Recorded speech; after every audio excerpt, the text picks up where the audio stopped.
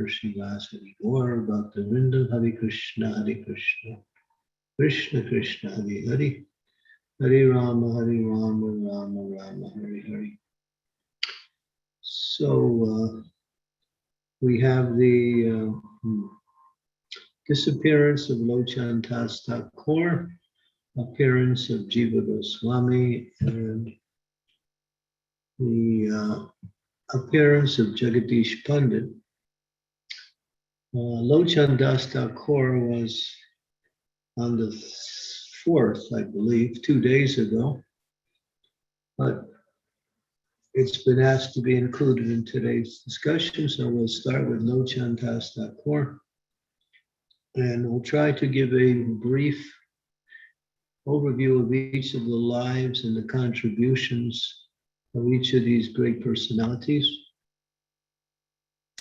Their lives are quite voluminous in the amount of information available about them, and all of the information has many facets to it, so we could discuss just one of these personalities for many hours, but we will try to do a very succinct and as much as the time allows, something important part of their life. LochanDasThakur was a very dear disciple of Srila Naramharisakar. When we sing the Gaur Arti in the evenings in our temples, we sing Narahari Adi Kodi Chamara Dulaya Sanjay Mukunda Vasu Ghosh Arigaya. There's one stanza from that particular bhajan glorifying Lord Chaitanya's Arti in the house of Srivas-Thakur, where it describes Naramharisakar is there and he's fanning with a charmana risk. When we do our artis, we have the yak tail or the charmana risk, and we have the peacock fan. Charmana risk is very nice. You see it in artis, and it's done all year round.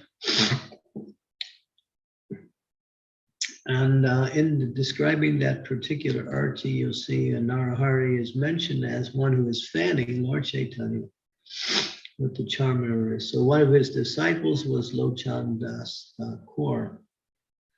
LochanDasThakur was brought up in a village in West Bengal.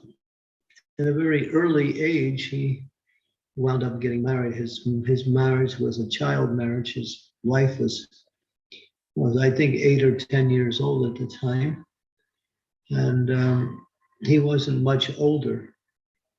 So at that time, although the Vedic custom is to marry at the early age before the girl receives puberty, and that way she becomes connected to her husband in a lifelong way, but they don't live together until they're more grown up. And so although he was married, he separated from his wife. And during that time of separation as a young boy, he became very interested in spiritual life and took headlong into studying and hearing about Lord Chaitanya Mahaprabhu. After some time, he went to the ashram of Naramharisakar and lived under his care. And he lived there for many years, completely forgetting about his village life and his wife also, who was just a child at the time when they married. After about, I think it was 10 years, it's mentioned that he trained and served under Naramharisakar. Some persons, some people say it was the relatives of the daughter, but that doesn't seem to be correct. It was just other persons who actually knew about the marriage and pointed out to Narahari Thakur that this person that's in your ashram is a brahmachari. He has a wife in the village, and they mentioned the village. Narahari was concerned that he was married and he was not taking care of his responsibilities in household life. So he sent him back to his village to meet his wife and live in a grihas as a married person there. So he left the ashram and went back. As he returned to his own village, he couldn't even remember the place where his wife was living, nor his wife at all. Had been so long. And then he saw one lady, she was drawing water from a well, so he thought he'd inquire about it. He did, and although he didn't realize it, it was his wife he was asking where his wife's house was. And he addressed her as Mataji, or mother. He called her mother. And she understood who he was. And she didn't say anything at the time, and she directed him to the house. Later on, the next day, when he came to the house, that same woman was there. And then she explained, well, I'm your wife. Oh, okay. And so, although he wasn't very much inclined to it, because it was the instructions of his spiritual master, he went back to that atmosphere, but he had no inclination for household life. So with his wife, all he would do every day in the evening, mostly, they would sit together and he would read scripture to her like that. And this went on. And he had called her mother when he saw her at the well. And according to Vedic culture, all women are addressed as mother except one's wife. And then he reminded her that he cannot see her as his wife now because he had referred to her as mother. She was very understanding of his situation, and he tried to live there, but she could see he was not at all inclined to household life, nor was he. So she said, I think it's time you return to your spiritual master. So he did. Later on, he became famous for writing one book called Chaitanya Mangala. Just at that time, LochanDasThakur had already written a treatise on the life of Lord Chaitanya, along with his pastimes and activities, which was called Chaitanya Mangala. But then when he learned that LochanDasThakur had also written a book on Lord Chaitanya called Chaitanya Mangala, LochanDasThakur changed his book to Chaitanya Bhagavat. LochanDasThakur is considered to be the father of Lord Chaitanya's pastimes. Even Krishnadas Kaviraj Goswami, the author of Chaitanya Charitamrita, which we know as what Srila Prabhupada presented to us as the way to hear about Lord Chaitanya's pastimes. He always referred to LochanDasThakur as the father of Lord Chaitanya's pastimes. There are these three scriptures, Chaitanya Mangala, Chaitanya Charitamrita, and Chaitanya Bhagavat, all authorized and bona fide accounts of the life of Lord Chaitanya with a slightly different angle in each of them. Chaitanya Bhagavat is the most extensive and voluminous. Bhaktisiddhanta Saraswati did commentaries on the entire, and it's been printed in ISKCON. Well, not, I think the Gaudiya Math printed, and we also took it as there was about 8 or 9 volumes, each volume 200 or 300 pages each. And so that became the authorized version. But then later on, Chaitanya Charitamrita came on the request of who's it? Sri Damodar Goswami, the secretary of Lord Chaitanya. After Lord Chaitanya had disappeared, he had requested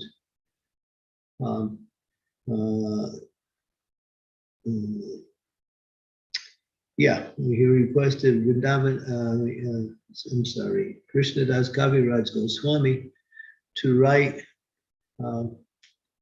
Chaitanya, the life of Lord Chaitanya, based on the notes of LochanDasThakur and Sri Damodar, who took extensive notes on the activities and life of Lord Chaitanya. Chaitanya Mangala, as given by LochanDasThakur, is a very shortened version, more like a synopsis of some of the main pastimes of Lord Chaitanya. Not a very extensive. The book is much smaller than both of these other books in comparison, but it's very much authorized, and it has some details and explanations that are not mentioned in the other biographies by these other two personalities.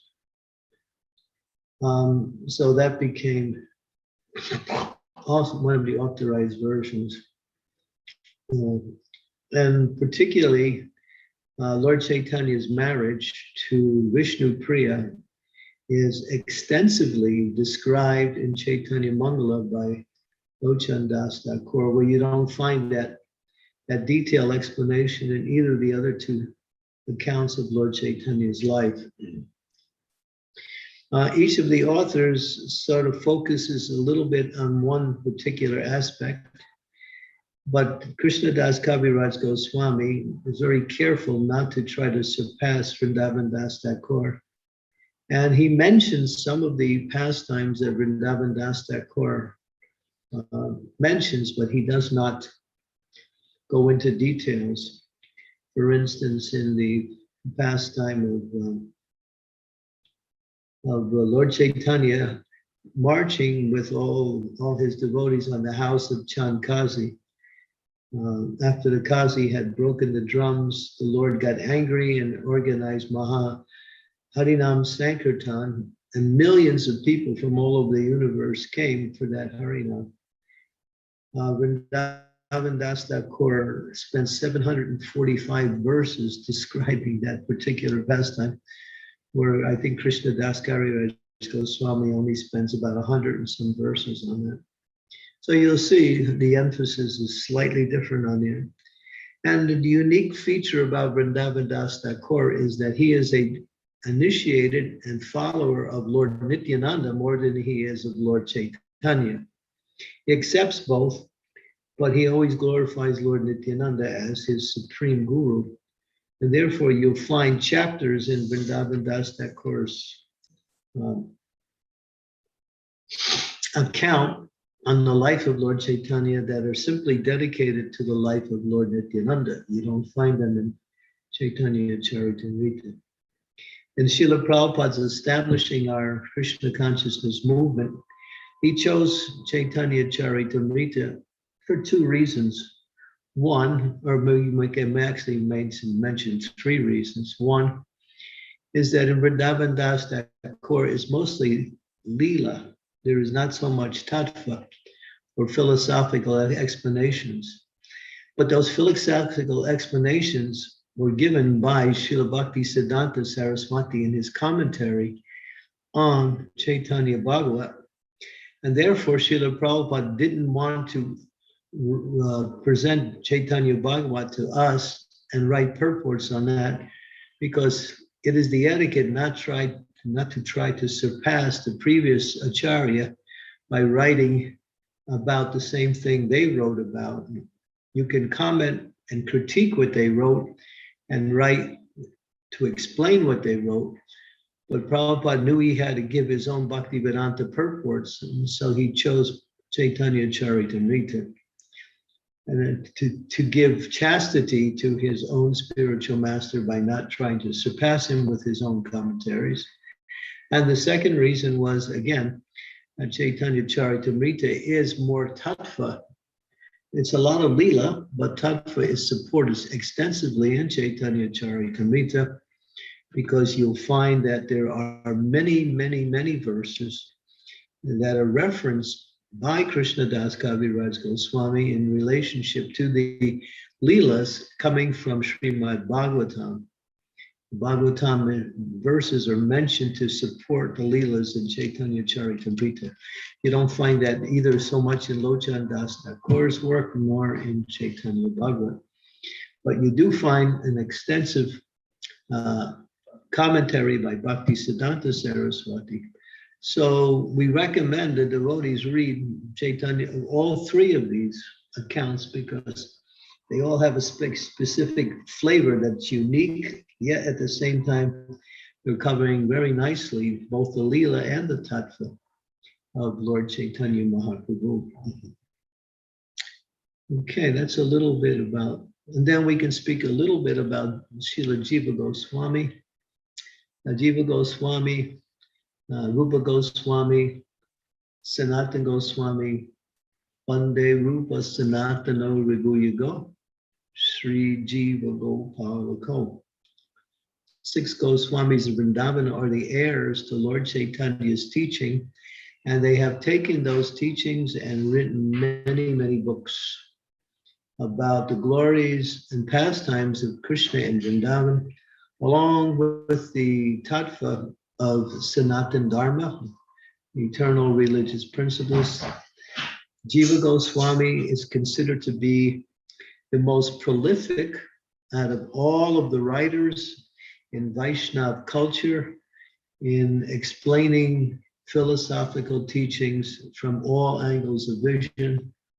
His most famous work are the Sandarbhas, the Kramya Sandarbha, the Bhakti Sandarbha, the Bhagavad Sandarbha, the Tattva Sandarbha, the Priti Sandarbha, and the Krishna Sandarbha. These Sandarbhas, or works, commentaries on the revealed scriptures, are very deep in philosophical teachings, and it's recommended that we read them, especially Tattva Sandarbha, which is the foremost and the one that is the springboard that leads to the other Sandarbhas. Like that. And there is a order by which one should read these Sandarbhas in order to follow Jiva Goswami's pattern of explanations. Jiva Goswami wrote 25 different philosophical teachings. The Sandarbhas are one of them.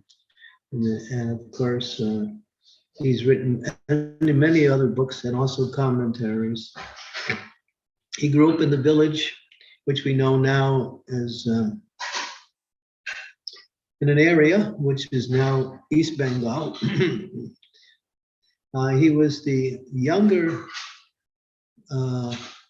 he was the son of Anupam. Anupam was originally named Vallabha, but Lord Chaitanya changed his name to Anupam, and his son was Jiva. And Anupam was the brother of Rupa and Sanatana Goswami, so there were 3 brothers. So Jiva was the nephew of Rupa and Sanatana Goswami. Anupam died at a very young age, and Jiva Goswami took shelter of his uncles. And because he did that, he became very much interested in philosophical and spiritual matters. Of course, that interest was there even from a young boy. It's described how he used to create these different deities. When he was small, he would make deities out of earth and sand and various times. And he would make them in the forms of Radha, Krishna, and some of the cowherd boys in Vrindavan. He would worship them as deities. And he developed an attachment and an affection for these deities, so much so that it described that he would dress them, he would bathe, he would do everything that you would normally do for a deity in a very simplified way, he was just a young boy. But he became so attached to these deities that it describes that he would sometimes show emotional expressions in worshiping these deities. So from his very young age, when he was still a child, he met Chaitanya Mahaprabhu at Ramakeli. When Lord Chaitanya was on his way to Vrindavan, he stopped at Ramakeli. He left Jagannath Puri and traveled, came to the village of Ramakeli, where Rupa and Sanatana Goswami were staying as ministers at the time. Jiva Goswami was there. Jiva Goswami was really a young child. I don't think he was more than 5 or 6 years old at the time. And that's the first time he actually came in contact with Lord Chaitanya. When he saw Lord Chaitanya, his heart was overwhelmed, and he made it a vow that he was going to eventually come and associate and serve Lord Chaitanya. There are many wonderful stories of the life of Jiva Goswami, how he initiated book distribution. He was the first person to really initiate book distribution during that time. When Shyamananda Pandit and who else was that? Let me think. Who was?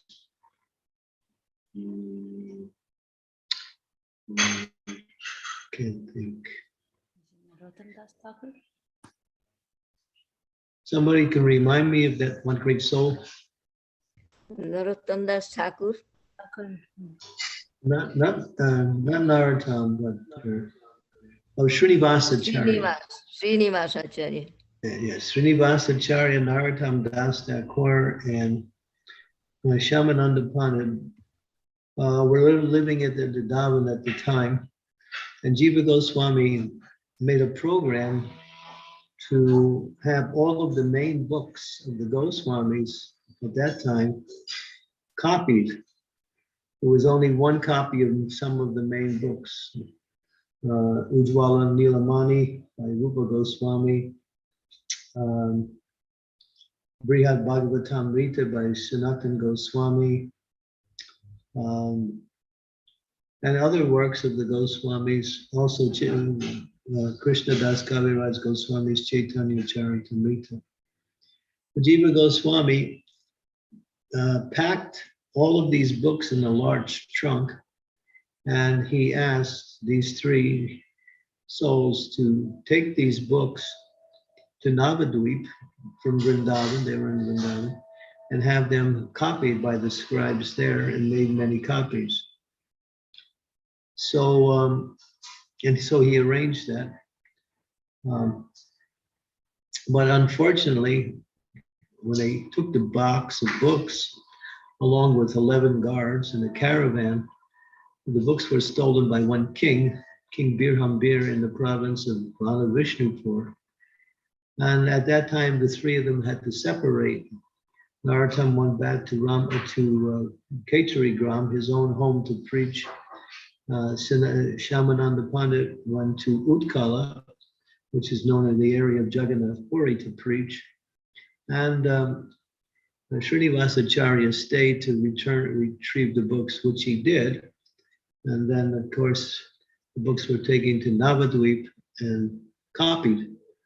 And then many copies were, and then book distribution began in that area.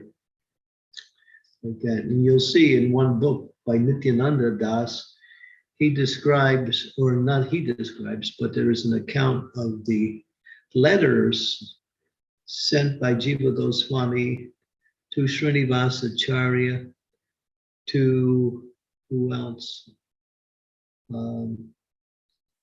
To others discussing distribution. So book distribution goes back to the time of the Goswamis in Vrindavan.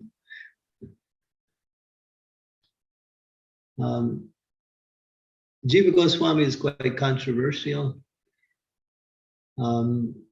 We understand that many of his writings were diversionary writings in order to get people to stop making offenses against Radha Krishna's pastimes in Vrindavan.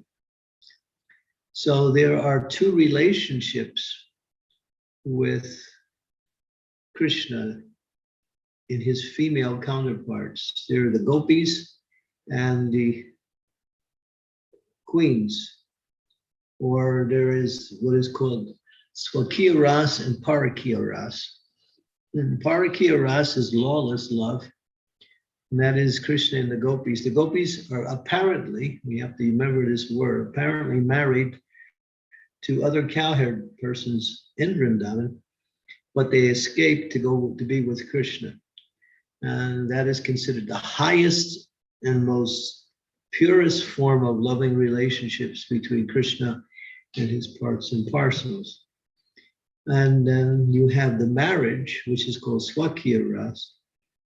And so the Lord Chaitanya, Lord Krishna engages in both of these rasas. They're called Parakiya and Swakiya. But Parakiya is considered higher because it's more deeper, more sweeter, and more adventurous. In the material world, the opposite is true. That to have a husband and a wife and to have a lover on the side is considered to be a sinful activity. It's considered to be a degraded activity. It's not accepted. But in the spiritual world, it's considered to be the highest because the mood is to serve Krishna in that mood. So Jiva Goswami, knowing that Parakiya Ras is the highest, some of the, what we say, unauthorized persons who are exploiting Lord Krishna's pastimes would try to engage in Parakiya activities imitating Lord Krishna. So he wrote against that by explaining that Swakiya Ras is higher, which is not from the spiritual point of view.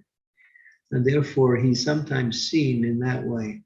You'll see, and you have to make this in a notation, if for those of you who are preachers, that sometimes the great acharyas will speak something that is different than the absolute truth in order to get people away from acting in the wrong way. I'll give you an example. There is, in our tradition, there is what is called Siddipanali Initiation. That at a certain level, when a person is advanced in Krishna consciousness, his spiritual master recommends him to go to a Siddipanali guru and learn about his eternal relationship with Krishna in the spiritual world. That is called, one's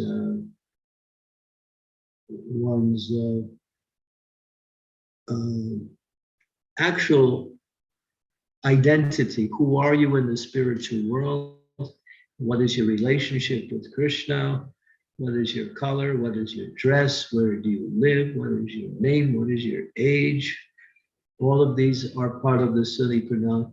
So Bhakti Siddhanta Saraswati, and actually Bhakti Vinod Thakur started, Bhakti Siddhanta Saraswati, removed that whole process from the Gaudiya Vaishnava tradition, and Srila Prabhupada followed in that. Because people were, again, taking advantage of that and using it in a pretentious way to say, well, I'm a gopi and I'm a cowherd boy like this, when they were not even, they couldn't even chant their rounds properly. So it became a feature of the degradation. And Prabhupada stopped it in 1970. And it was actually developing in ISKCON too. Devotees were actually surreptitiously adopting these different moods of the residents of Vrindavan and claiming to be of that particular rasa, and meeting and discussing these higher principles. When Prabhupada found out about it, he immediately stopped it. And that was called the Gopi Baba Club. So Jiva Goswami and others, sometimes they write against something that is authorized because it is being misused and in the wrong way, just like you see in the life of Lord Buddha. Buddha, he, although animal sacrifice is part of the Vedic culture, It's done to give the old animal a new body and rejuvenate the animal, but it has to be done according to proper mantras with qualified Brahmins in a particular setting. So when Buddha came, he stopped all that. And he said, just worship the eightfold process of enlightenment. He, although he was God himself, he never presented himself as the Supreme Lord, but as a great soul. And so they worshiped him. So Buddha tricked the atheist non-devotees who were using the scriptures to kill animals surreptitiously and then enjoy eating, eating the meat, when actually it is an authorized process, but it was being done in an unauthorized way. So you'll find that happens also. Same with Sankaracharya. Sankaracharya is Lord Shiva. And he appeared as this great personality called Shankar. And what did he do? He taught monism. He taught that the absolute truth is one, not one and different simultaneously, as mentioned in the Vaishnava culture. The absolute truth is achintya, Veda, tattva. Achintya means inconceivable. Veda means different and non-different. Veda aveda. And tattva means the spiritual principle of truth.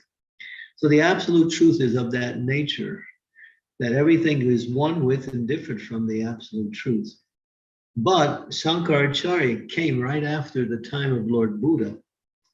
And Buddha had taken people off the Vedas, saying, forget your Vedas. Although he was Krishna himself, he saw people were misusing the Vedas for their own selfish interest. And therefore, he taught the eightfold process of enlightenment away from the Vedic culture. And basically, he taught high principles of morality.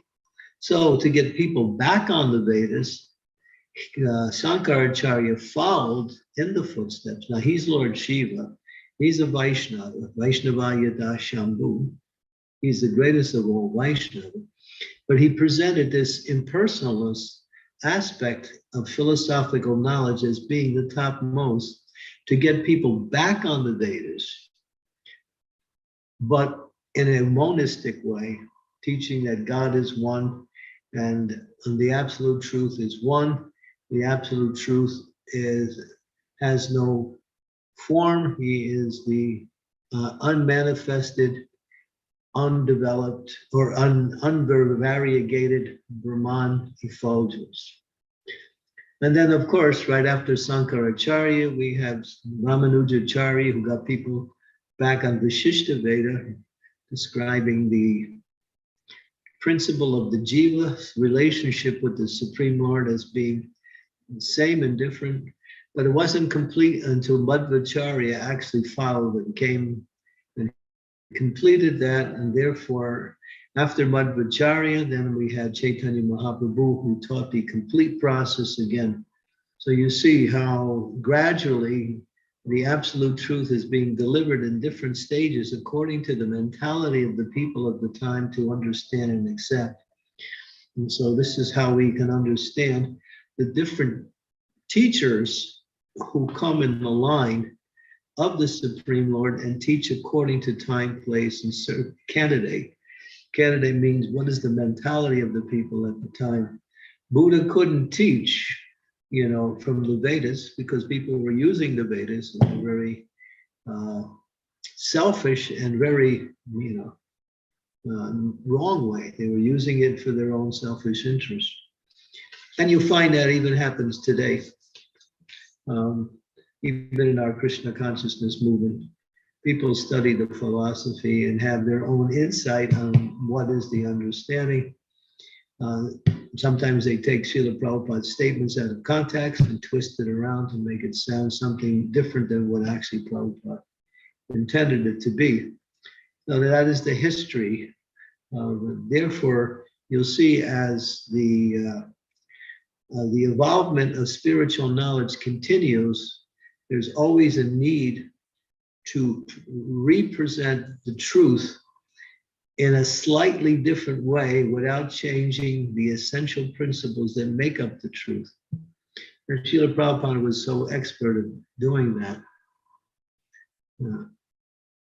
But he left enough for us to make sure we maintained it, and to explain it more and more in a personalized way. And so you'll find, because even if you study Srimad-Bhagavatam, in certain areas of the Bhagavatam, if you study it, you can understand that from the impersonal perspective, it appears to be the supreme perspective by taking certain verses and explaining it in a certain way. Sankaracharya was a gentleman. He did that with Bhagavad-Gita. He explained it in a different way, but he didn't touch Srimad-Bhagavatam because he knew Bhagavatam was the best. Therefore, he gave his what is called Sariraka Bhasya, which was a commentary on Krishna's Bhagavad Gita, and in somewhat of an impersonal way. And so Jiva Goswami is expert at explaining the knowledge of tattva, or the highest truth, from different angles of vision. Mahajano yena katasa panta. This is a very important line from one verse from the Mahabharata, which is mentioned in the Chaitanya Charitamrita, that various types of philosophical teachings are presented according to time, place, and circumstance. And therefore, people can get confused. When they study and read, they don't know what is the absolute truth. So how can they understand what is the actual principle of practice on the nature of the absolute truth, and what is the foundation of that philosophy that supports this? And the answer is the last line in that verse, Mahajano yena katasa panta. One has to follow in the footsteps of the great souls. In other words, one has to accept a spiritual master who comes in the line according to one of the four sampradayas. In our particular sampradaya, we have Brahma Madhva Gaudiya Sampradaya. Lord Brahma is our sampradaya acharya, and Madhvacharya is also there. And then Chaitanya Mahaprabhu, and then you have Sri Sampradaya, you have Rudra Sampradaya, you have the Kumara Sampradaya, the four sampradayas. Each of these sampradayas has established the principles of worship of the Supreme Lord, either as Krishna in Vrindavan as the highest, or the Supreme Lord Narayan in Vaikuntha as the highest. Both are authorized, but one is a different level of understanding the nature of the absolute truth.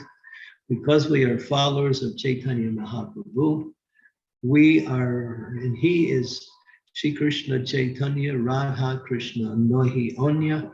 He is Krishna who has appeared in the mood of Srimati Radharani to teach the mood of Sri Vrindavan Dham in a very direct way through the process of Nam Sankirtan. Goloka Premadan Harinam Sankirtan Ratin Jam Nilo Kene Upai. That the process of pure devotional service in focusing on Sri Vrindavan Dham is the most authorized form of knowledge coming from Sri Chaitanya Mahaprabhu. And Sri Chaitanya Mahaprabhu didn't write hardly anything. He only wrote 8 verses known as the Shikshastaka. Srila Prabhupada says those 8 verses of Shikshastaka contain the entire process of pure devotional service. So Mahaprabhu only wrote those 8 verses, but through the acharyas who study those 8 verses, break it down and explain the different meanings from different angles of vision, have concluded that in those 8 verses, the entire process of pure devotional service is being explained. And to expand that, the 6 Goswamis of Vrindavan are the followers and most authorized followers of Lord Chaitanya to write books on pure devotional service about Radha and Krishna and Vrindavan. And Jiva Goswami is the most profuse of all of the writers. He has written 400,000 verses on science of pure devotional service.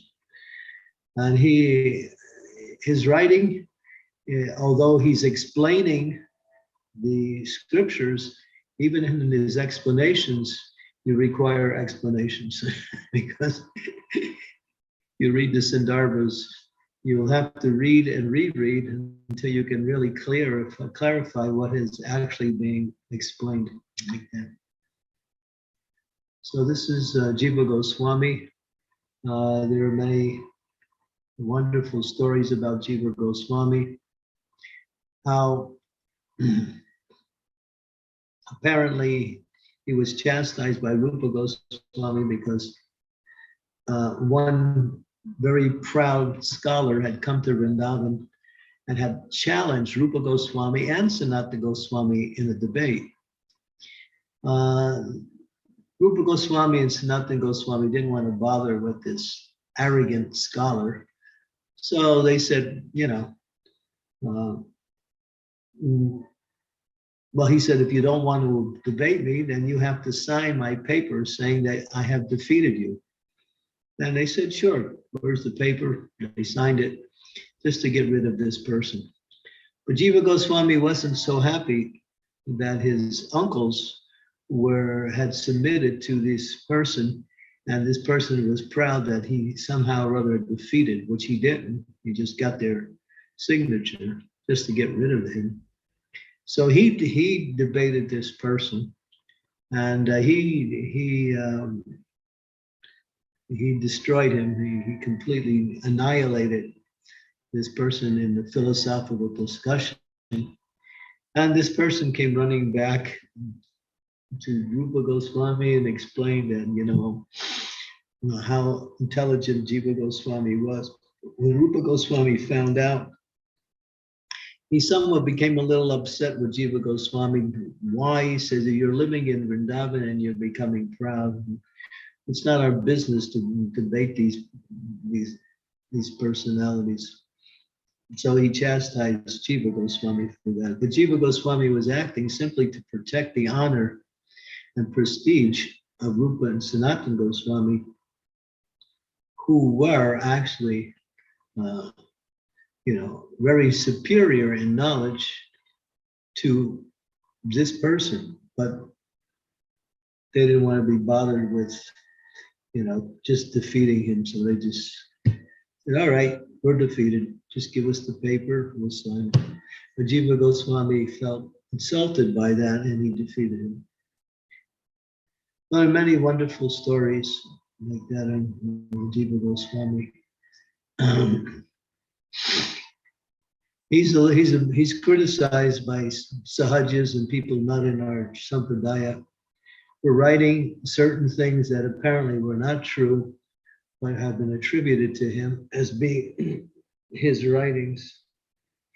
No one could defeat Jiva Goswami. Jiva Goswami his knowledge is so deep and so profuse and so, elevated in the Shastras that he, when Srila Prabhupada,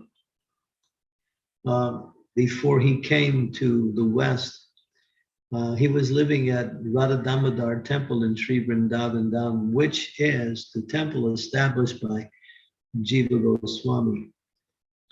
And so therefore it's explained that Srila Prabhupada was praying to both Rupa and Jiva Goswami to empower him to spread Krishna consciousness in the Western world. Both of them being profuse literary writers on the deep science of Krishna consciousness. Rupa Goswami's Bhakti Rasamrita Sindhu, Upadesh Amrita, are treatises that we have in our library that are meant to be studied and practiced by the devotees in the ISKCON movement. And so we are followers of Rupa Goswami, supported by all of the knowledge by Jiva Goswami, especially the Sandarbhas. The Sandarbhas are worth reading and studying like that.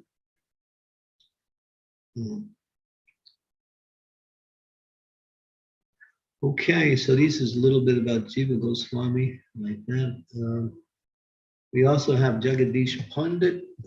I don't have too much knowledge on Jagadish Pandit. I didn't take any time for trying to read about him, but I can read something about Jagadish Pandit, which might be helpful in understanding a little bit about his life.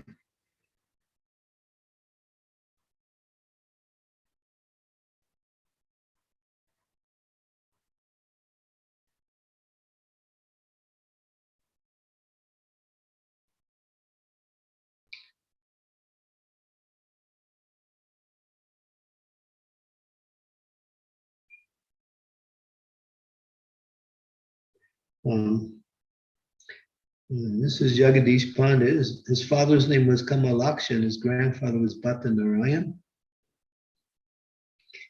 In his previous life, he was Chandrahasan. And it says that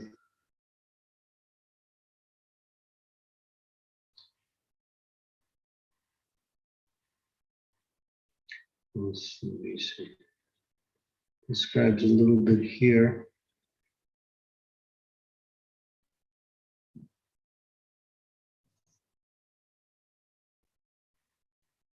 Lord Chaitanya performed a Sankirtan festival at the house of Jagadish Pandit.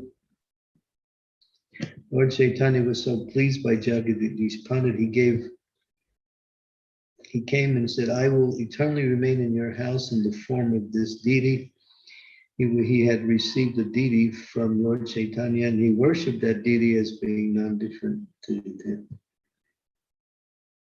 Deity is Gaur Gopal, is still being worshipped there.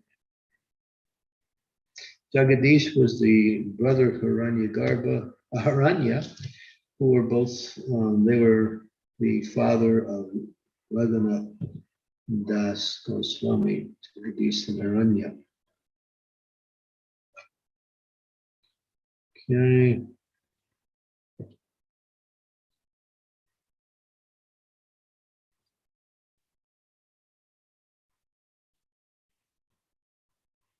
And today is his appearance day.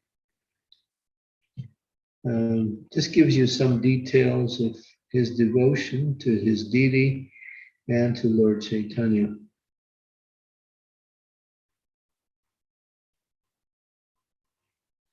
And Jagadish Pandit supported Lord Chaitanya's Kirtan movement in a very direct way.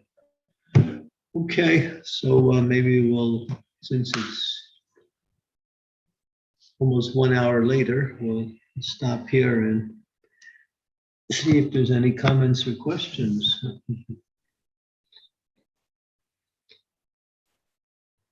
We can go to the gallery and have all the devotees appear in their manifested form. Wonderful. Very nice stories, Maharaj. Thank you so much for enlightening us. Those small stories, they touch our heart. Maharaj, I could not catch the term that you were mentioning, that when the spiritual when the guru would send the very sincere devotee to the spiritual master to know what his or her internal relationship with Krishna is. What was that term called, Maharaj? It's called Siddipanali. How do you spell that, Maharaj? Siddhapanali.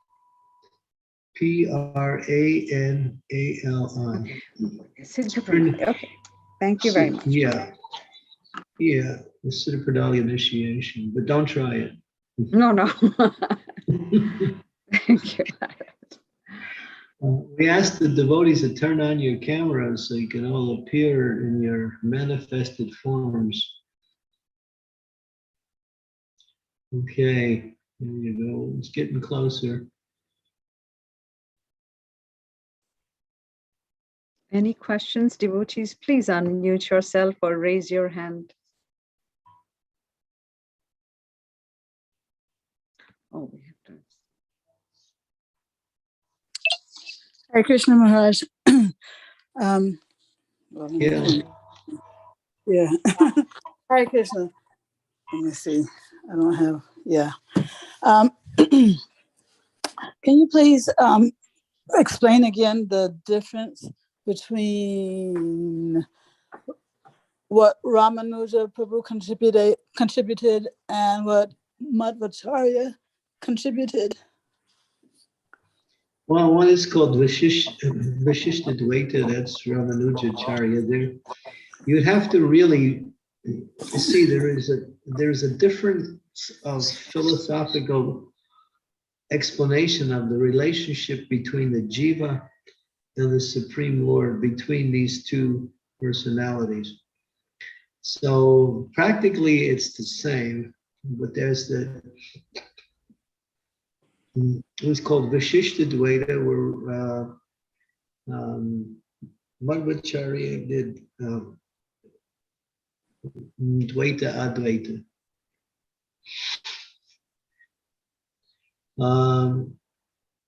I would have to really go into the teachings of Ramanujacharya to get that particular explanation of the Jiva's relationship with this Lord that is slightly different than mentioned by the other acharyas. There's a certain feature of that relationship.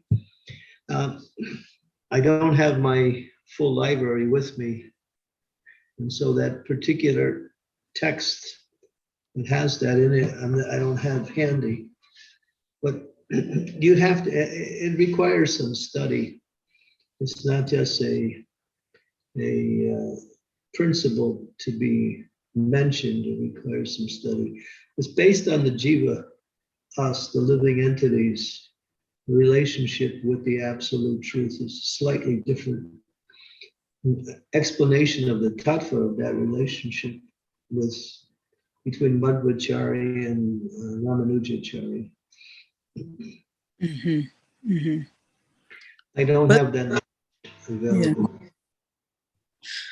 But at least the similarity between the two is that they both basically for the first time introduced the fact that the Jiva and the Supreme Lord are two distinct entities, right? Yeah, yeah. Mm-hmm. Okay. That's the point. That's the main point. Mm-hmm. Okay. Or you don't find that in Sankaracharya. Oh no, no. Okay. Yeah. Ramanujacharya was fighting the impersonalists directly, constantly. Same with Madhvacharya. Both of them were stalwart preachers that were facing constantly organized debates between themselves and the Mayavadis and the impersonalists. And that was their main preaching. And Madhvacharya, he established that as one of his principles to defeat Mayavadi philosophy. So the Madhvas are really, really enthusiastic to defeat the Mayavadis. They are not only enthusiastic, they are heavy when it comes to fighting with the Mayavadis. Mayavadis are afraid of the Madhvas. If you study the life of Ramanujacharya, you'll see how he was persecuted for his preaching also, because he was preaching against the times. Who was persecuted, Madhvacharya or Ramanujacharya? Ramanujacharya was persecuted a lot. Hmm. He was saved by his disciples, but they tried to kill Ramanujacharya. Hmm. but that was unsuccessful. Was Madhavendra Puri a direct disciple of Madhvacharya, or there was some in between? That's a good question. I believe he is, yeah, he's a direct. It was Madhavendra Puri that brought Radharani's worshipped into the Sampradaya. Before it was just Krishna.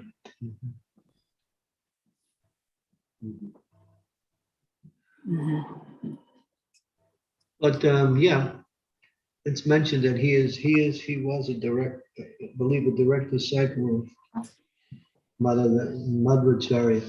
But I'd have to really clarify to see. We'd have to see the time periods when both of them were appearing to really understand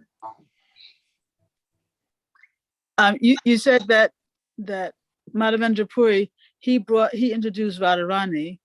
So before that, you said it was just Krishna, but would it not have been, let's say, I don't know, Narayan, Lakshmi Narayan, before the Madhavendra Puri? Yeah, Madhavendra Puri was the one that brought in the mood of Radha Krishna worship. Before it was Lakshmi Narayan, and still is within the Madhva Sampradaya. Yeah. And then, of course, Madhavendra Puri was the Param Guru of Lord Chaitanya. Yes. So he was placed in that Sampradaya to, because Lord Chaitanya actually met Madhvacharya. When Madhvacharya was on the planet, the Lord appeared to him and said, I'm going to appear in your Sampradaya. But the Lord wasn't even on the planet at the time. He just appeared to him and saying that, soon I will appear in your Sampradaya. He said that to Madhavendra Puri? No, Madhvacharya. Oh, Madhvacharya. Okay. Yeah. But Madhvacharya, they worship Lakshmi Narayan. But they also accept Radha Krishna worship. So that's really, you'll see that in their preachers and their disciples, they kind of go between both of the different aspects of both of Vrindavan, and one of the Madhvas left India many years ago, and he came to the West, and he came to New Vrindavan, and he started preaching Radha Krishna's pastimes in Vrindavan when he was in New Vrindavan. I was there. I actually was there to meet him and listen to him. But later he was highly criticized when he returned for traveling outside of India, because it says if you leave the land of India, you become fallen. But he did that to preach. It's interesting. Yeah. But he was preaching Krishna's pastimes. Some of the chief Madhvites also glorified in Srila Prabhupada's work in spreading Krishna consciousness all around the world. There was two great personalities. Can you say that last line again? You said, what did you say about the Madhvites just now? Yeah, the two of the chief Madhvites what was his name? Tejo something. Can't remember his name. But I met him. He came to our Sangha in Udupi when we did a Sangha there. The devotees in Chaupati under the guidance of Radhanath Swami. Pejo Armatswami and Tejo Armatswami. Yeah. Tejo Armatswami actually glorified Lord Srila Prabhupada for spreading God consciousness all around the world. They were never envious of Srila Prabhupada, nor did they take issue, but they still followed their tradition. They appreciated the work that ISKCON had done to preach Krishna consciousness around the world.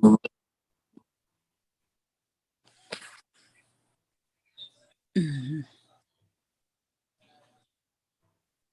Thank you so much. One philosophical difference with them, which is quite distinct, and that remains to this day.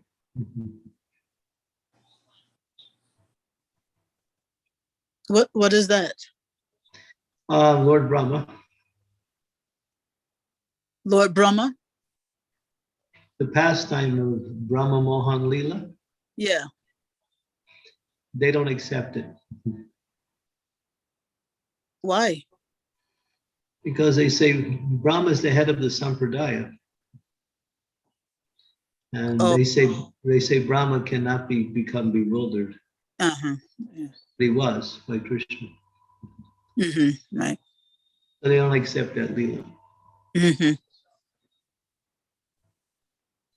They're called the Tattvavadis. The followers of Madhvacharya are called the Tattvavadis.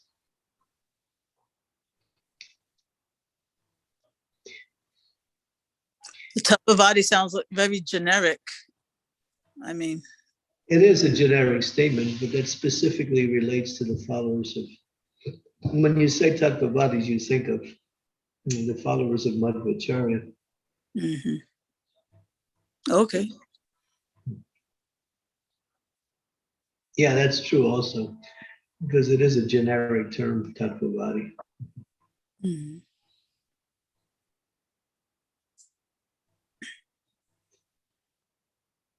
Thank you for your interesting questions. I wish I could answer them all. No, that was fine for me. Thank you so much, Maharaj. Hare Krishna. Hare Krishna.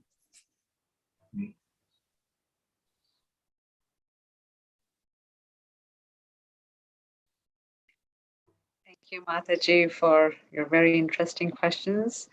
Do we have any last minute questions for Maharaj from anybody?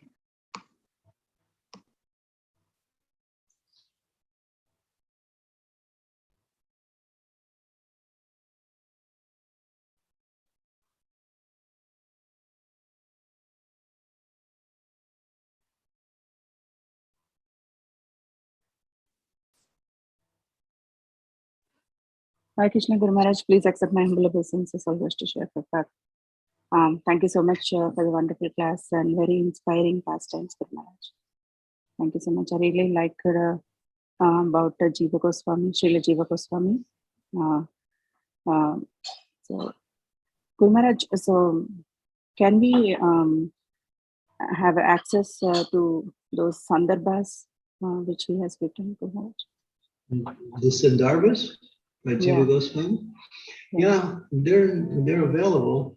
There's two versions that are circulating in ISKCON. One is by Kushakrata, and the other one is by Bhanu Swami.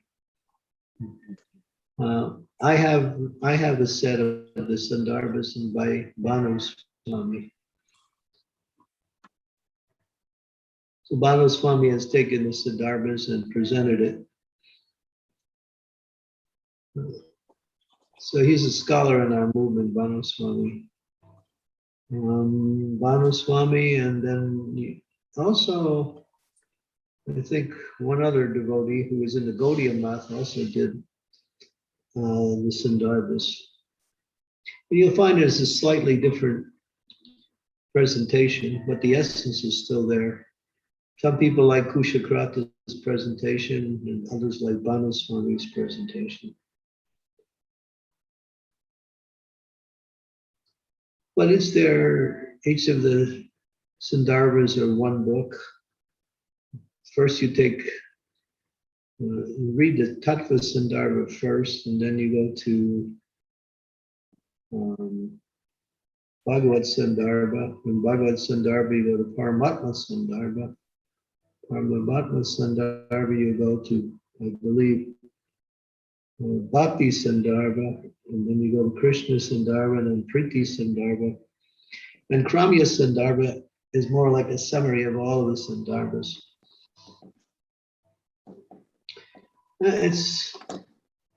It's really good to study this literature and to see the depth of our tradition in transcendental and philosophical knowledge. You won't find this anywhere in the three worlds. It's such depth of knowledge on the nature of the absolute truth.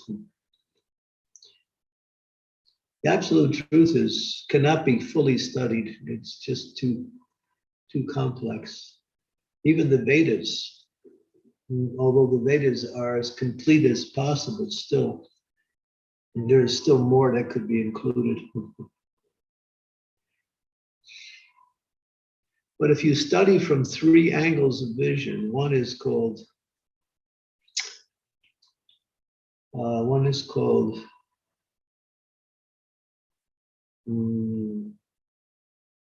let's see, Sandini, Samvit, and Ladini, or the three aspects of Krishna. Krishna is existence potency, Krishna's knowledge potency, and Krishna's pleasure potency. And then the Vedas are described into three categories. There's Sambandha.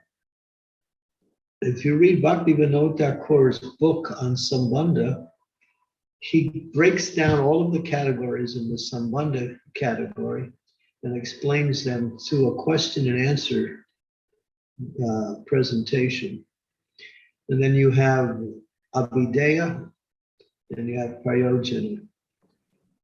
So these are the Vedas consist of these three categories. Sambandha means relationship. What is my relationship with Krishna? What is my relationship with the spiritual master? What is the nature of my relationship with different living entities in different categories? What is my relationship with the material energy? And so Sambandha is the largest of all the categories within the Vedas. And Bhaktivinoda Thakur, there's two books. It's called Bhakti, let me see, Vinod Baba. It's called Vinod Baba. And he covers those three categories in a question and answer session on each of the three sections. So the Vedas fit into all of those three categories.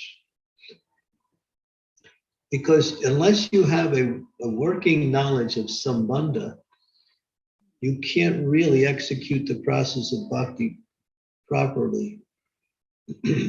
Not a complete knowledge, but a working knowledge of Sambandha. What is my relationship with other living entities?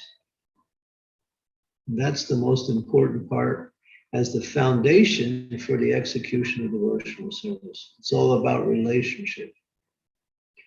And Avideya is the process, the activities of devotional service. And the smallest and most highest of all categories of Vedic knowledge is called Prayojana. Prayojana means the goal. And that is Prema Pumartha Mahan, the categories of loving Krishna in Sri Vrindavan Dhav, loving the Lord also in the Vaikuntha realm. So those are included in the Prayojana section of the Vedas. You get these two volumes by Bhaktivinoda Thakur where he discusses in a question and answer form these three categories. You can get a real clear understanding of what the process is and how to, execute it in a proper way.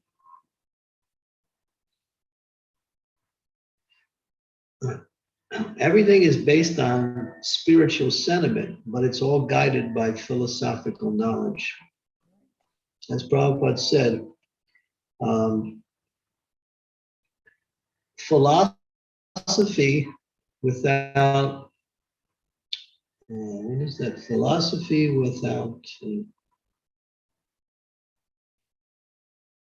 devotion is mental speculation, and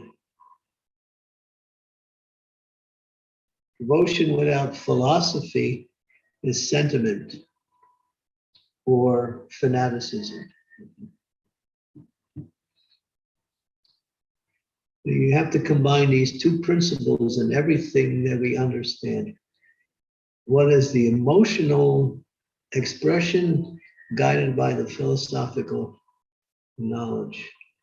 That's why we hear regularly from the spiritual master on both of these principles.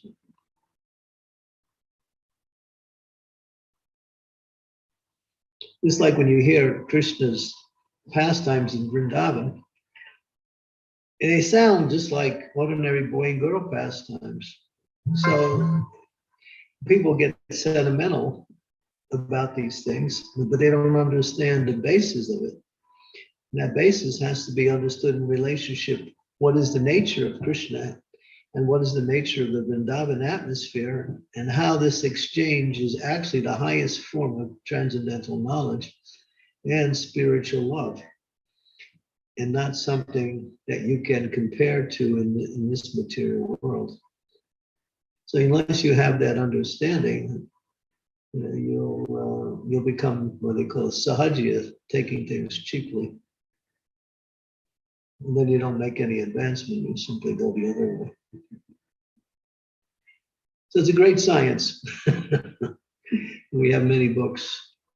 So Prabhupada said you have enough to read. But if you can read and study Bhagavatam your whole life, then you'll know everything. Because Prabhupada put everything in the Bhagavatam. Yes, Guru Maharaj. Yeah.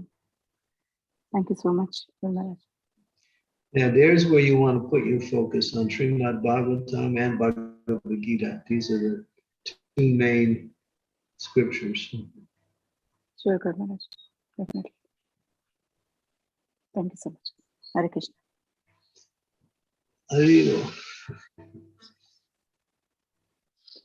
And hearing regularly, Srinvata Swakata Krishna Punya Shravana Kirtanaha Vedanto Stoa Badani Vipinoti Haritsatam. This verse is spoken by Sutta Goswami in the Srimad-Bhagavatam in the first Canton, second chapter. That one who develops an urge to hear about Krishna, then Krishna, within the heart of that devotee, purifies that devotee by cleansing their heart and directing them on the path of pure devotional service. Krishna does the cleansing when you're eager to hear.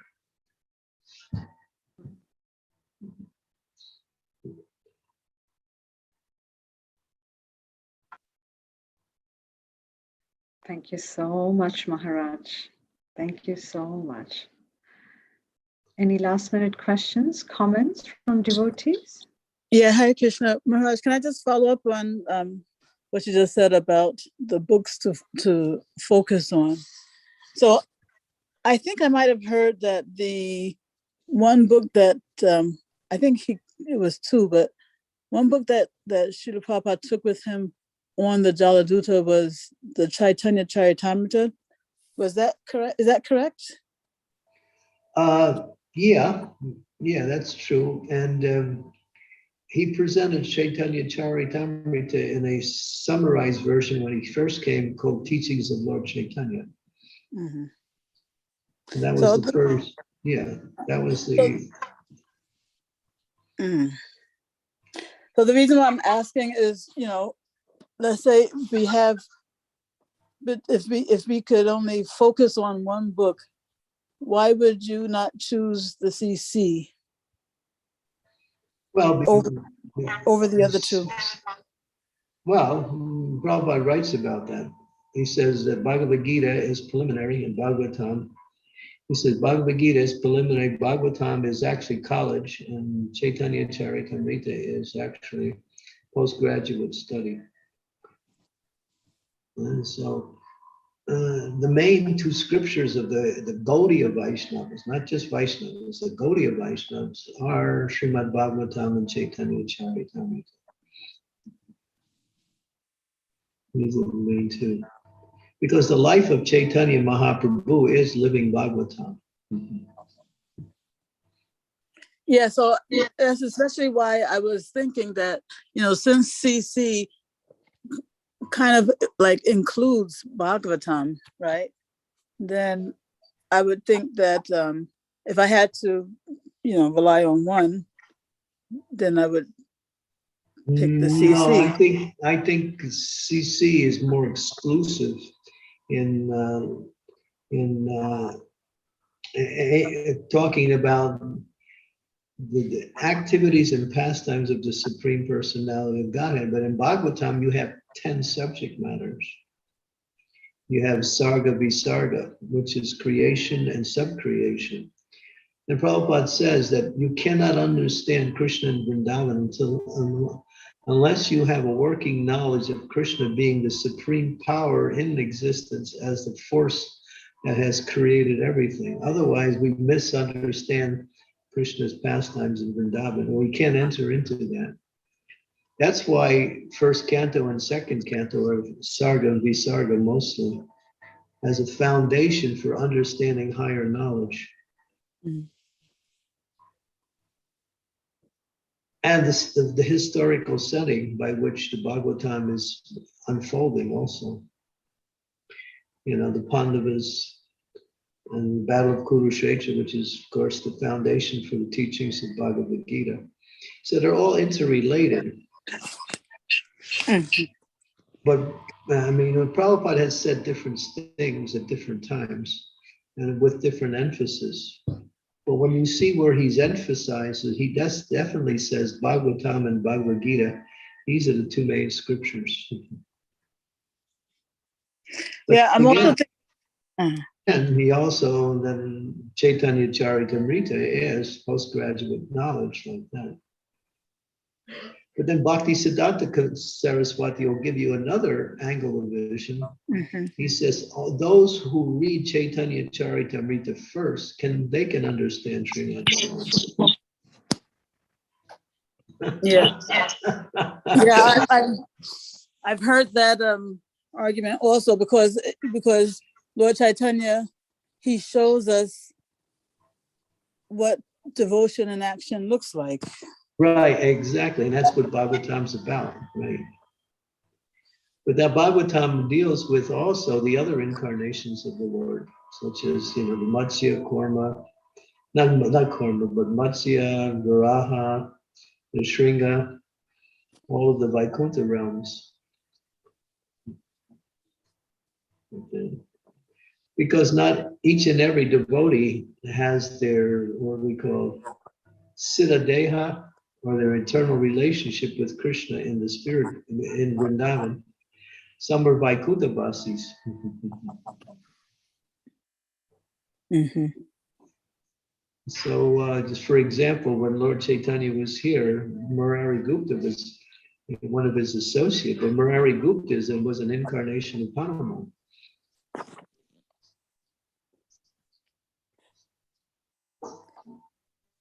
Yeah, so are you saying therefore that if a person were to only focus on the CC, and if their bhav, their natural,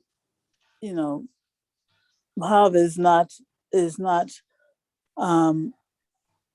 Madhurya or Vrindavan, Vrindavan bhav, then they wouldn't be able to relate so much, right? Because at least if they read the Bhagavatam, they could relate to. Well, it depends on the adhikari of the individual. That's why in order to preach, we take it from the basic adhikari and not from the highest adhikari. For instance, Bhakti-Vinod Thakur, he was a Shakta before he actually became a Vaishnava. But how did he become a Vaishnava? He came across the writings of Chaitanya Charitamrita. And he studied that, and then from there he actually became a Vaishnava. Then he started to expand and is preaching into other areas of Vaishnavism also. But that was Bhakti-Vinod Thakur.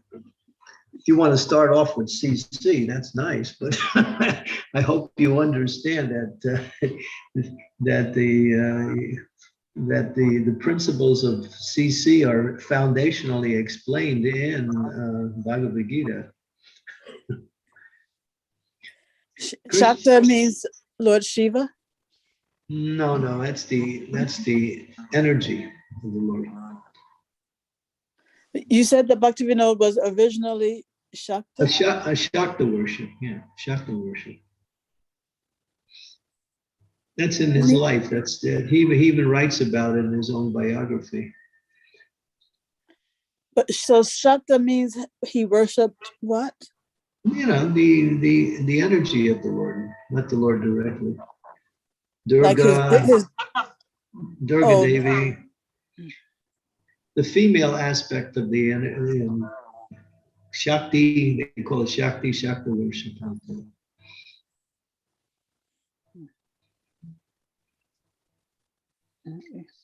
That's big in Bengal. Most Bengalis are followers of Durga, like that, or Lakshmi. Because Lakshmi has her own sampradaya. That's the Sri Sampradaya also. You're trying to figure it out. No, yeah, I'm trying to understand what worship of Shakta means. Shakta sounds I'm just mentioning Bhaktivinoda Thakur's previous connection with spirituality and how, you know, he went from the Shakta level to the Vaishnava level simply by coming in contact with Chaitanya Charitamrita. Mm-hmm. And then he did a great study on CC. Then he understood. And that was around the 1850s. And then, of course, in 1870, Bhakti Siddhanta was born, 1874. So that was in his early life.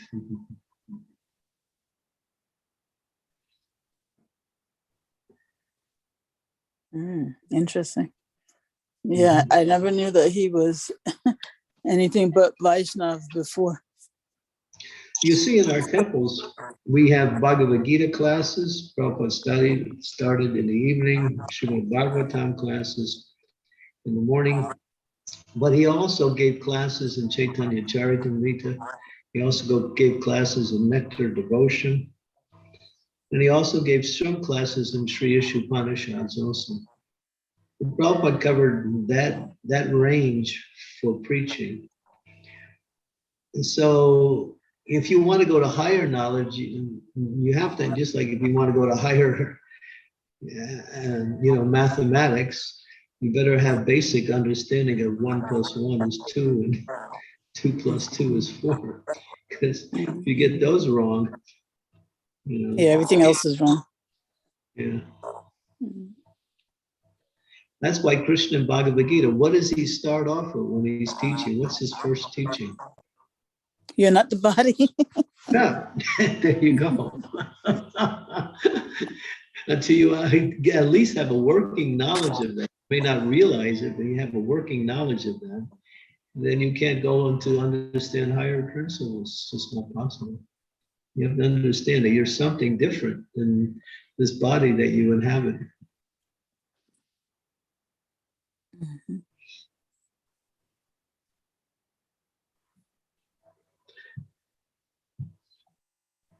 The Bhagavatam is also systematically given step by step, coming up to the 10th canto. That's why the 10th canto is not the first canto, it's the later canto. Yeah.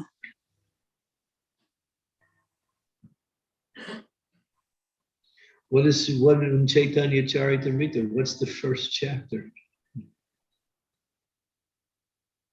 What's the subject matter of the first chapter? Isn't it the Panchatattva? That's the 7th chapter. 7th chapter. The first chapter is Guru Tattva. It's all about what is a guru, what is the position of a guru, the importance of accepting guru. It's all about Guru Tattva. practically. First chapter, I think even the second chapter too. Yeah, chapter 1, the spiritual masters. Two kinds of spiritual masters, Shiksha Guru and Diksha Guru. Both are equal aspects of the Supreme Lord. Both have, both are qualified, but have different functions in relationship to the disciple.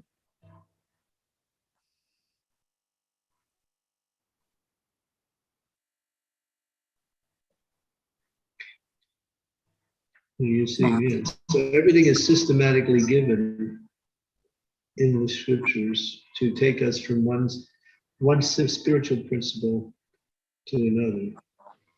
And when it's not there, sometimes it's not there, then the purports given by the acharyas help to clarify each of the different stages. That's why just to read the Shastras without the purports it's not, it's practically impossible to understand.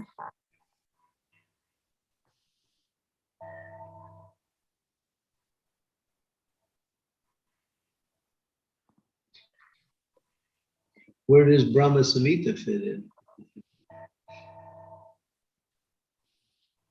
That's the essence of Srimad-Bhagavatam.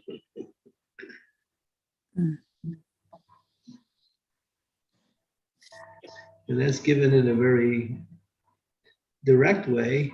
And these, I think 64 verses are mentioned. Like that. And Bhaktisiddhanta Saraswati, he's the only one that I know. Well, no, actually, Bhaktivinoda, Bhaktisiddhanta, Jiva Goswami are the three commentaries on Brahma Samhita. First, Jiva Goswami did one, and Bhaktivinoda, and then Bhaktisiddhanta Saraswati also. You said Bhaktivinoda Thakur, he also did commentary, those? Yeah, that's mentioned.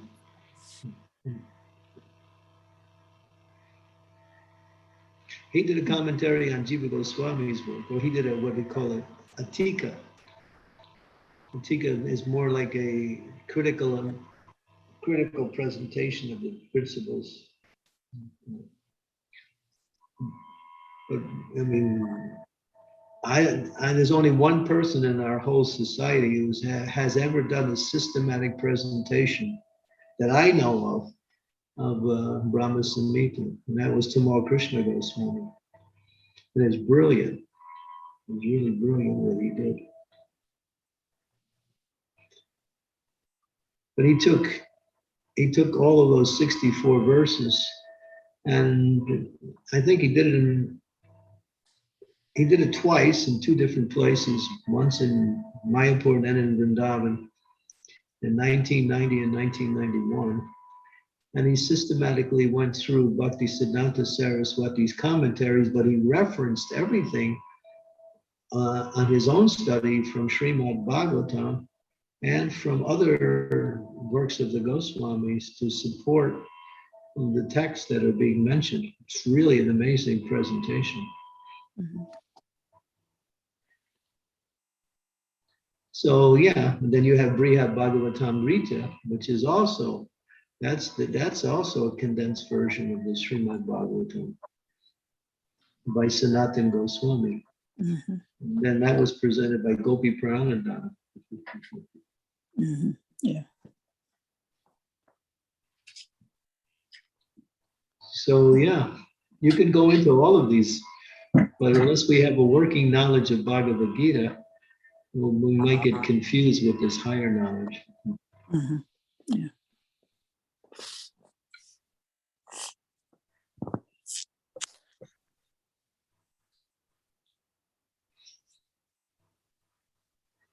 Thank you, Mataji, for your questions. I see that somebody has raised their hand. You may go ahead and ask your question. Hare Krishna, Candramauli Swami Prabhuji.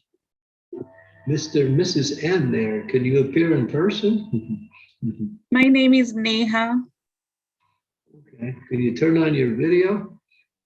I'm not able to turn it on, Prabhuji. Okay. I have a question, Prabhuji. This lecture that you did today, I didn't understand anything. So if that lady was asking, I am asking that I did not understand anything what you said or what you preached. So in order to understand, like I read only Gita. When I read Bhagavatam, I don't understand. When I read Chaitanya Charitamrit, I don't understand. So what does a person like me, where should I start? I'm really confused. I ask so many people, they don't know. So I'm asking you. I think in order for you to understand better, your individual reading will need to be supported by hearing lectures from the pure devotees. So Srila Prabhupada has systematically gone through the first, second, third, fifth, sixth, seventh cantos of Srimad-Bhagavatam giving classes. So I would say you listen to Srila Prabhupada's lectures on Srimad-Bhagavatam, starting with the first canto. And then as you hear his explanations, because you're reading, but you don't understand because it requires explanations. But Prabhupada not only speaks, he explains. So I think if you did a systematic program of hearing from Srila Prabhupada every day on Bhagavatam, starting from the beginning, everything will become clear.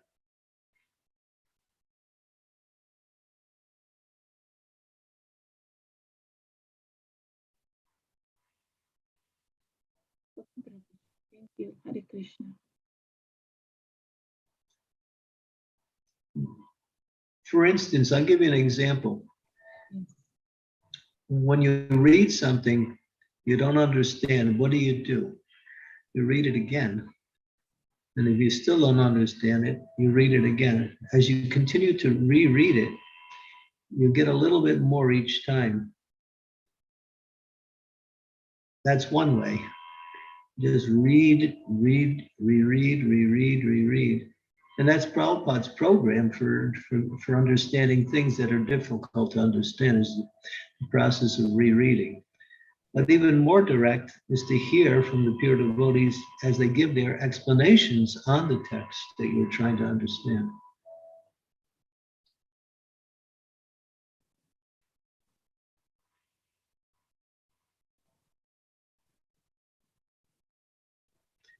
Is that okay, Neha? Yes, Prabhuji. Do you have Srila Prabhupada's lectures? No. Well, you can download them from the internet. I think there's Prabhupada.com is one of the sites where they include Srila Prabhupada's lectures. There's at least 3 or 4 different sites where you can find Prabhupada's lectures. Oh yeah, you can go on, what is that called?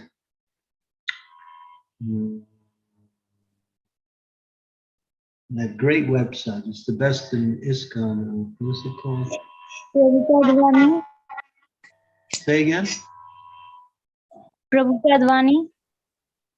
That's one, but there's another one. What ISKCON is it? Desire Tree. That's it. Go to ISKCON Desire Tree. And you And find it's- everything there. Everything is there. That's why it's called ISKCON Desire Tree. And It's it's there on ISKCON.ISKCONDesireTree.com. You'll get everything. Not only Prabhupada's lectures, but lectures from all of the disciples of Prabhupada also. Mhm.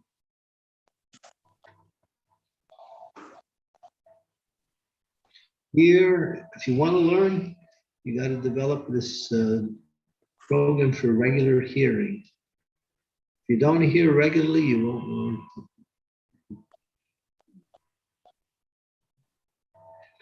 Yeah, SoundCloud also. There are many places you can find lectures.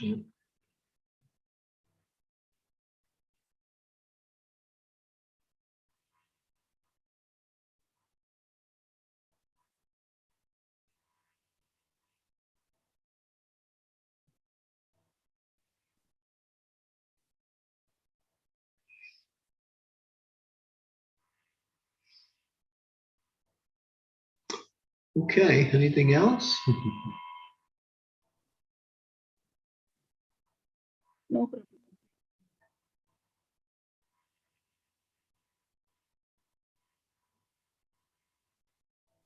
Hare Krishna Maharaj, please accept my humble obeisances. All glories to Srila. Thank you so much, Maharaj, for the wonderful class.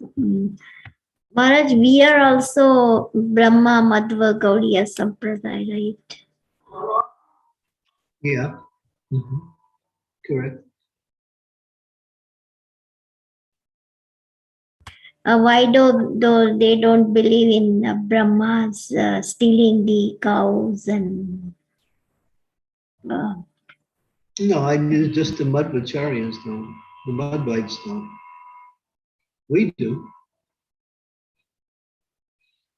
It's in the Bhagavatam. It's the 13th chapter of Srimad-Bhagavatam, 10th canto.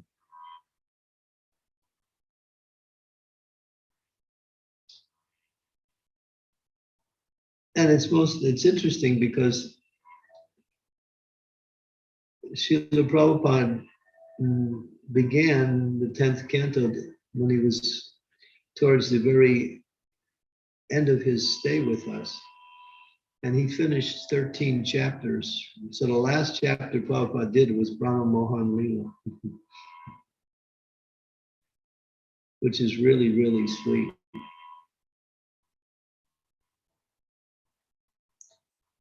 Yeah, but as you said, Brahma, Madhva, Gaudiya Sampradaya.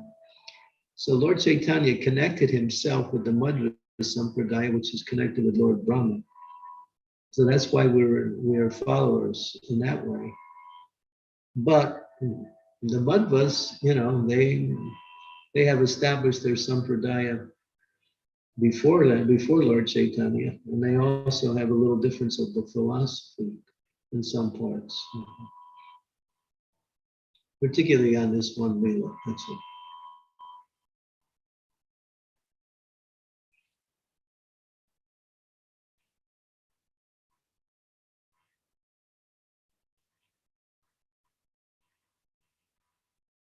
thank you, Maharaj, for the wonderful, wonderful class today. Thank you. Thank you for having these wonderful classes. This has been going on how many years now? Maybe 12 years. 20 years? No, 12 years. Wonderful. That's glorious. Every day, Srimad-Bhagavatam class for the last 12 years. Yeah, it was like started in 2009. Nice.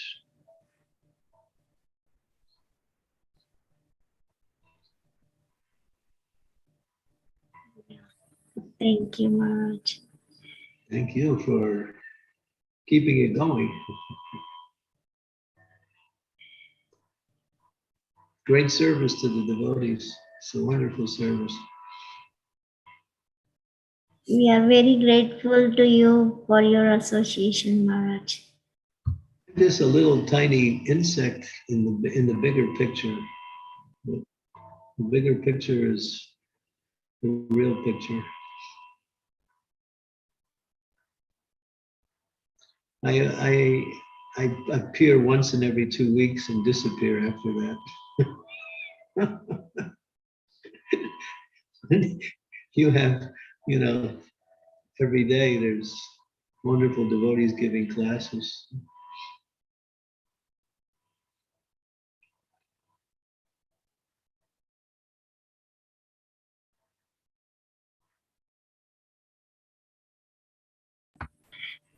Thank you, Mataji, saying because of your blessings, the classes are running every day. That's what, true. I think it's because of your blessings. No. And there's somebody standing right behind you that I think is giving all the blessings. Yeah, their blessings.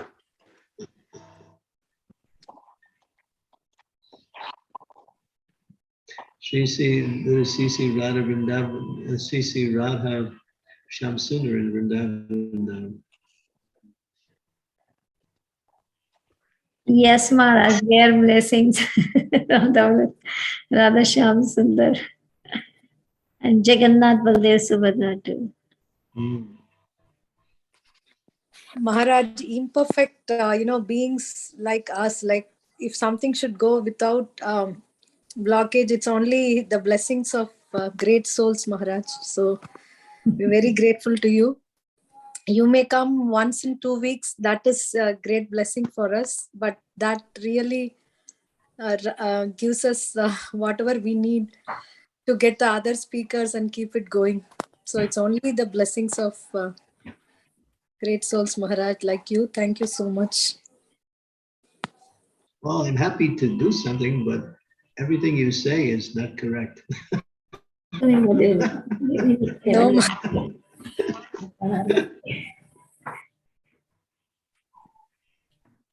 Okay, we got Abhiram Shaka there is going to defeat Lalit Tatangi, and he will tell you how difficult it was when I was staying at his house. It was a blissful experience, Maharaj. It was not difficult anymore. I gave him So mercy when you visit us. I gave so much trouble to the family.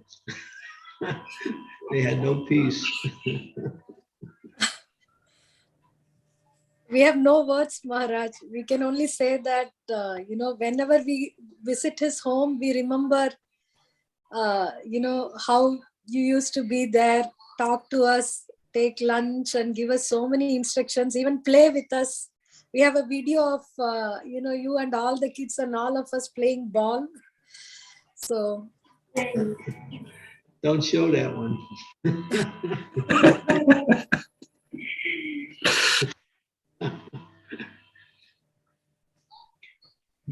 Cowherd boys in Vrindavan like to play ball. Yes.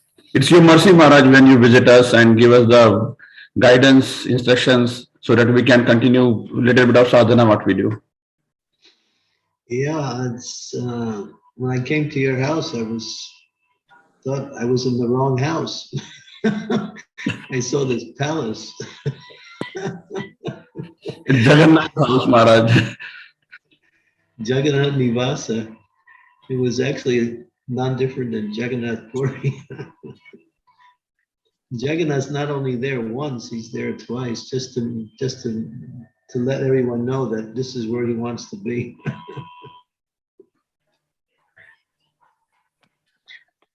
And the family is doing some really nice outreach, pulling in more and more people. And more people are getting connected with Krishna consciousness. Nice, wonderful team between Abhiram Saka and Shama Gauri.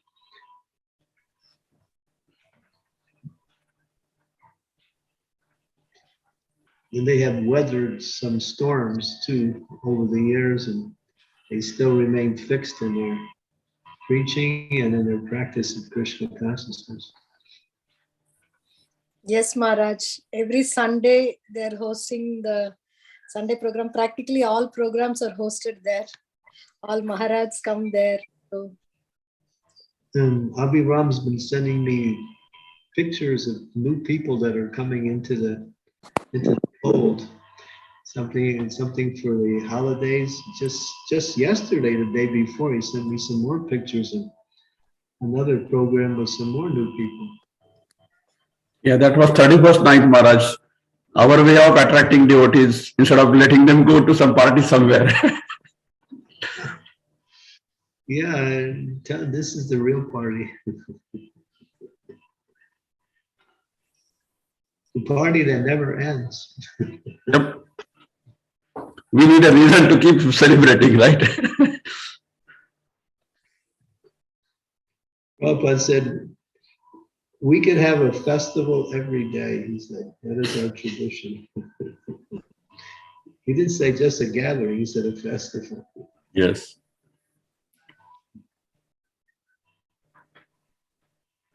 But Lalita Tangi, I don't know how to catch up to you.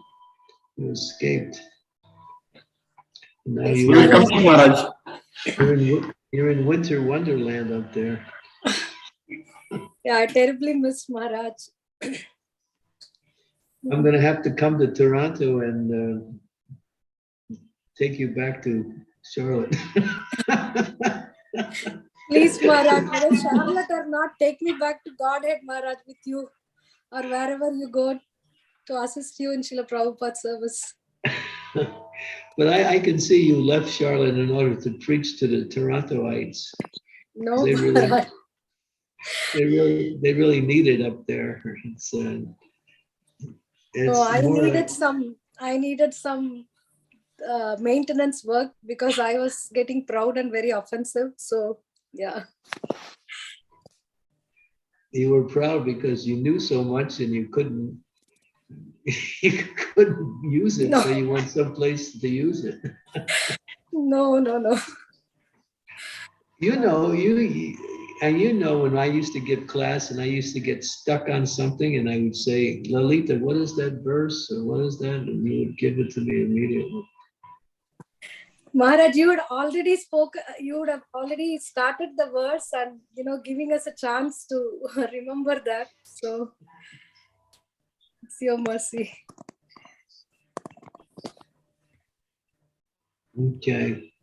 Well, I don't know when I'll get to Toronto, but if I do, I'll knock on your door. Please, Maharaj, please, we are very much waiting for you, Maharaj. Very, very nice devotees here. They have a very nice team for book distribution. Under Vaisheshika Prabhu's guidance, they did very well in this December marathon. Yeah, he focuses on Toronto because Toronto is a great place for preaching. Really great place for preaching.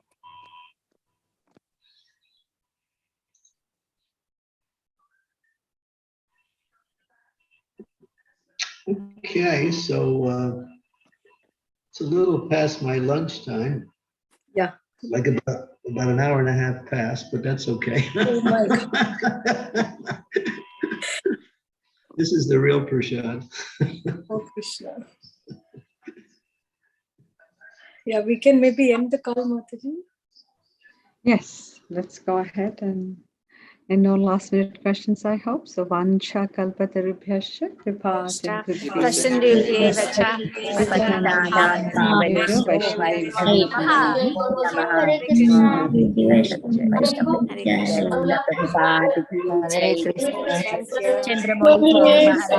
Maharaj ki jai.